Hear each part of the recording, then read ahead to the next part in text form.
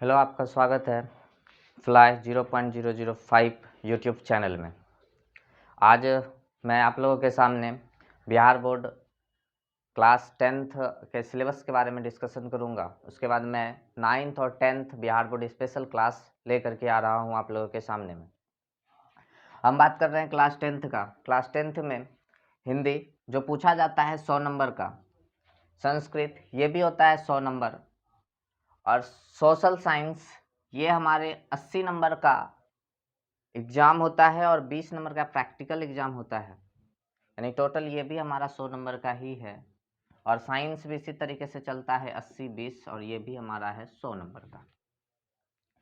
Math ये भी हमारा 100 नंबर का है। अब बात कर लूँ मैं ऑब्जेक्टिव के बारे में, तो आप लोगों को पता है कि बिहार बोर्ड जो एग्जाम भी कंडक्ट करा रही है उसमें 50-50 का चल रहा है। 50-50 मतलब क्या है कि 50 नंबर ऑब्जेक्टिव है और 50 नंबर हमारे पास सब्जेक्टिव का आता है। यानी 50 नंबर ऑब्जेक्टिव होगा, 50 नंबर हमारा सब्जेक्टिव होगा। सारे में उसी तरीके का चलता है, 50 नंबर ऑब्जेक्टिव, 50 नंबर सब्जेक्टिव होता है। 80 नंबर का है तो इसमें से जो पूछा जाता है हमारा वो 48 नंबर का पूछा जाता है, और जिसमें से 40 हमें बनाना है। ठीक है, यानी कि 40 हम कह सकते हैं इसको कि 40 ऑब्जेक्टिव होता है और 40 सब्जेक्टिव होता है। उसी तरीके से ये भी हमारा 40 का है, और ये मैथ भी हमारा 50 और 50 का पूछा जाता है। हम लोग सिलेबस को ध्यान में रख रहे हैं, और जहाँ तक होता है इंग्लिश का एग्जाम हमारा कंपलसरी है, ये हमें एग्जाम देना है। ये भी हमारा 100 नंबर का एग्जाम होता है, 50-50 करके ऑब्जेक्टिव और सब्जेक्टिव करके आते हैं इसमें भी।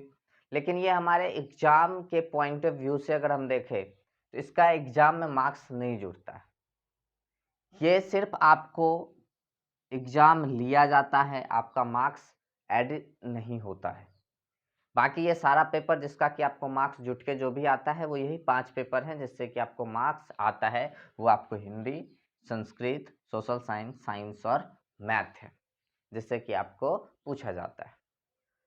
अब अगर हम बात कर लें तो इसमें से जो हम लेकर के आपके सामने में आएंगे, जो हम आपको इंट्रोड्यूस कराएंगे जिस सब्जेक्ट से, वो है आपका साइंस, और वो है आपका दूसरा मैथ। ये दो पेपर को मैं आप लोगों के सामने लेकर के आ रहा हूँ। अब बात है मैथ और साइंस। अब हम लोग मैथ को भी पढ़ना है और हम लोग को साइंस के बारे में भी पढ़ना है। तो हम लोग सबसे पहले साइंस के सब्जेक्ट के बारे में थोड़ा सा डिस्कशन कर ले कि साइंस में हमारा कितना पेपर होता है, कौन कौन सा पेपर है हमारा। तो साइंस की अगर हम बात करें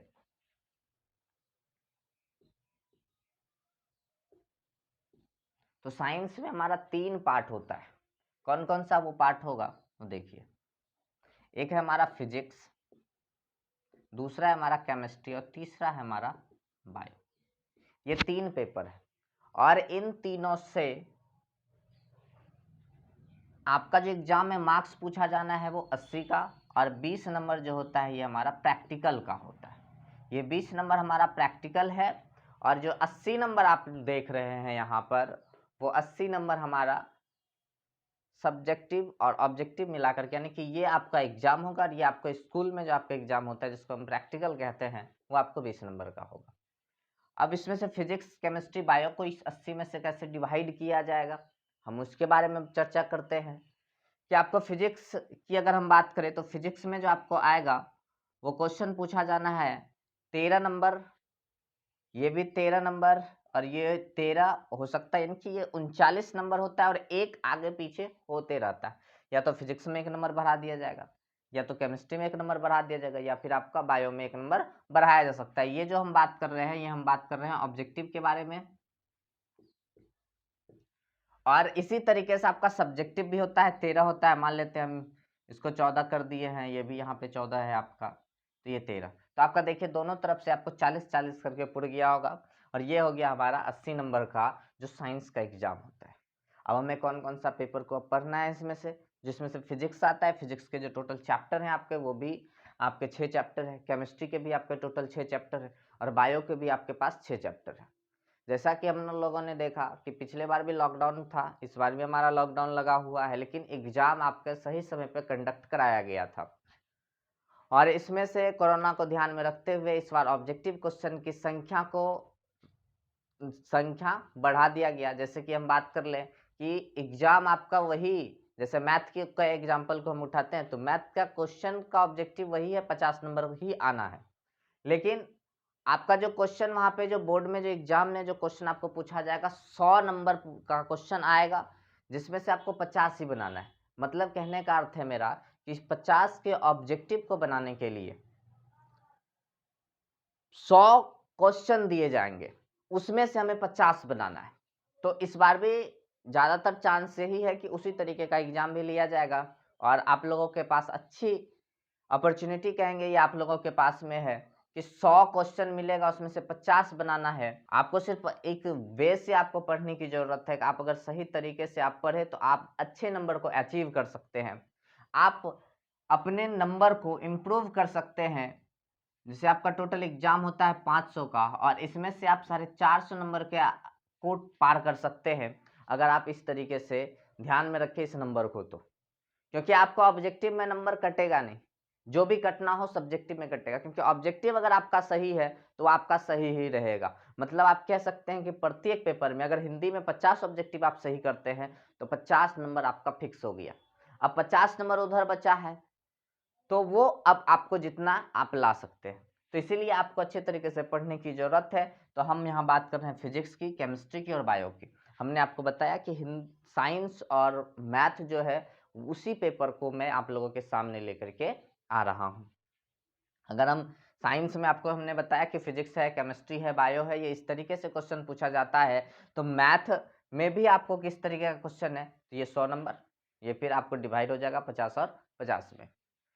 अगर हम बात करेंगे ये फिजिक्स, केमिस्ट्री, बायो की, देखिए 6 चैप्टर और 6 चैप्टर, टोटल 18 चैप्टर आपको साइंस में पढ़ना है। ठीक है। अगर हम एनसीईआरटी की बात करें, अगर साइंस एनसीईआरटी की बात करेंगे, अगर हम साइंस एनसीईआरटी की बात कर ले तो साइंस एनसीईआरटी में एक ही पेपर आपको मिलेगा, वो है साइंस का, जिसमें कि तीनों पेपर एक में ही मिक्स होता है। लेकिन आप अदर किसी प्रकाशन को पढ़ते हैं तो उसमें आपको फिजिक्स अलग से मिलेगा, केमिस्ट्री अलग से मिलेगा और बायो अलग से मिलेगा। तो हम लोग एनसीईआरटी की बुक को फॉलो करते हुए आगे हम लोग पढ़ेंगे। इसमें से जो एनसीईआरटी का जो पहला चैप्टर है वो रासायनिक समीकरण एवं अभिक्रियाएं दी हुई है। आज हम लोग साइंस पे ही चर्चा करेंगे। आज हम पहले ही चैप्टर के बारे में चर्चा करेंगे कि पहला चैप्टर हमारा कौन सा है। तो है हमारा पहला चैप्टर है एनसीईआरटी बुक का रासायनिक समीकरण एवं अभिक्रियाएं। तो हम लोग अब थोड़ा सा अपने चैप्टर की ओर चले। मैथ हम लोगों ने देखा, मैथ के बारे में भी हम लोग डिस्कशन करेंगे। तो अभी मैथ में भी टोटल अगर हम बात कर ले तो मैथ में भी आपको टोटल 15 चैप्टर पढ़ने हैं, जिसमें कि आप लोगों ने बहुत से सिलेबस को कंप्लीट कर चुका होगा। तो अब हम लोग बात कर रहे हैं साइंस का पहले चैप्टर के विषय में। जो आपका पहला चैप्टर है वो है आपका रासायनिक समीकरण एवं अभिक्रियाएं। हम उस पर चर्चा करते हैं।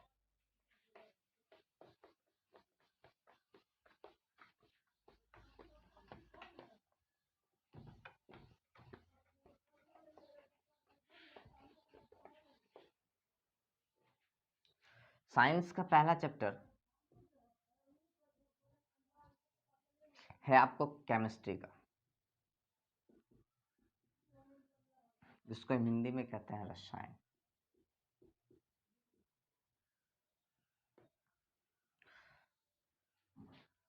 इस रसायन का पहला चैप्टर है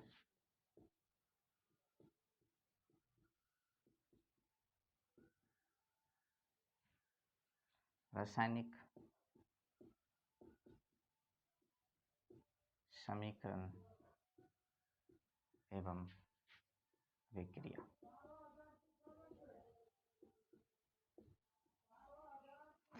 तो अब हम लोग अपने चैप्टर की ओर चलते हैं। जो हमारा चैप्टर है रासायनिक समीकरण एवं अभिक्रिया है। आप लोगों इसमें से बहुत सारी चीज़ों को पढ़े हैं कि क्या होता है हमारा। तो आज हम ये जान ले कि रासायनिक अभिक्रिया क्या है। पहले हम इस चीज़ को जानते हैं।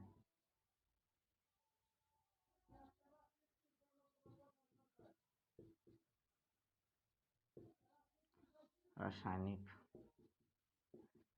अभी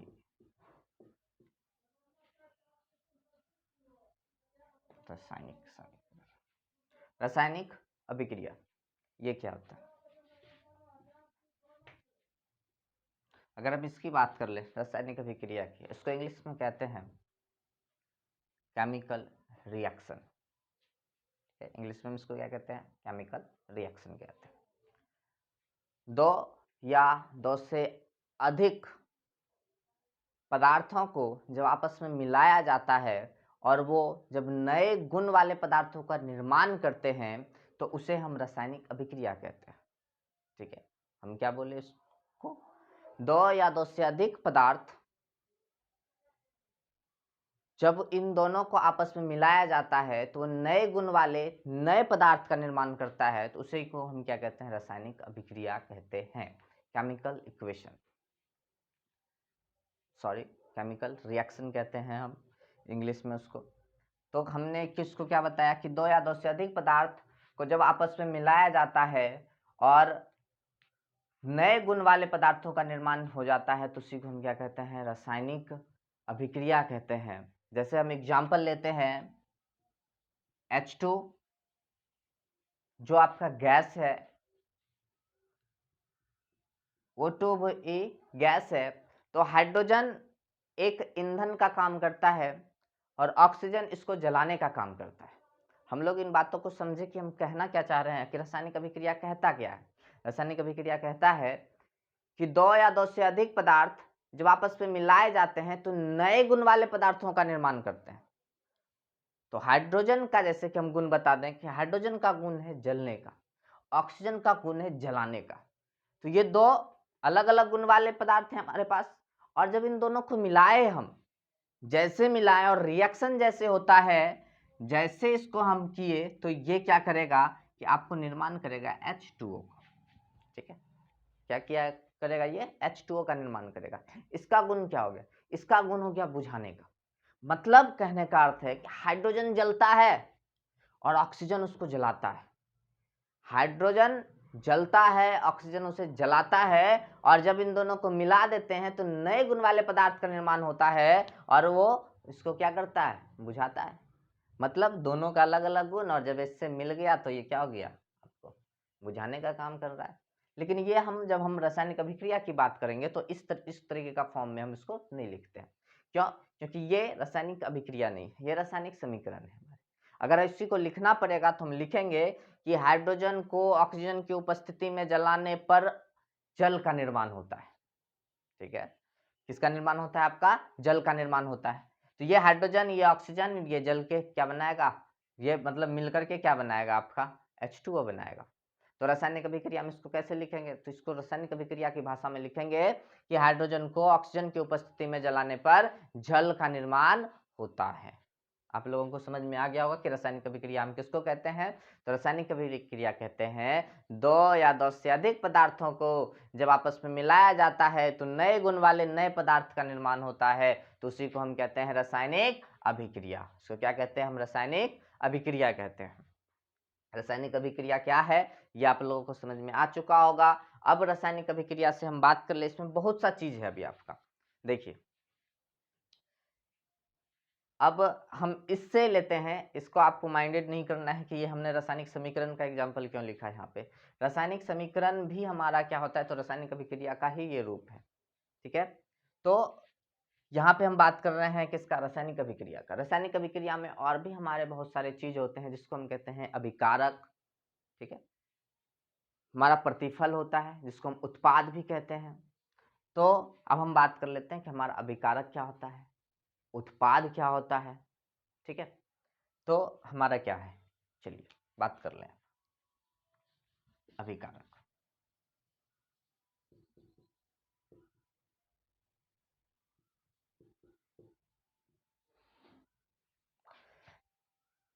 रासायनिक अभिक्रिया में भाग लेने वाले पदार्थ को हम अभिकारक कहते हैं। रासायनिक अभिक्रिया में भाग लेने वाले पदार्थों को क्या कहते हैं? हम अभिकारक कहते हैं।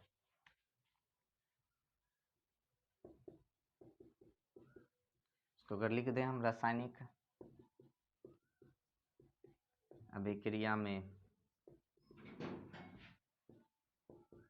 भाग लेने वाले पदार्थ को अभिकारक कहते हैं।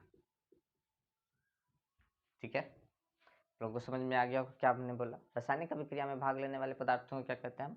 अभिकारक कहते हैं। और इसके बाद होता है हमारा प्रतिफल। प्रतिफल किसको कहते हैं? प्रतिफल कहते हैं हम कि रासायनिक अभिक्रिया में भाग लेने वाले पदार्थों के फलस्वरूप जो पदार्थ हमें बन के मिलता है या बन के जो तैयार होता है उसी को हम क्या कहते हैं? प्रतिफल कहते हैं या उत्पाद कहते हैं इसको। इसका दूसरा नाम क्या है हमारा? उत्पाद। ठीक है, समझ में आ गया कि रासायनिक अभिक्रिया में भाग लेने के फलस्वरूप जो पदार्थ बन के तैयार होता है, ठीक है, उसको हम क्या कहते हैं?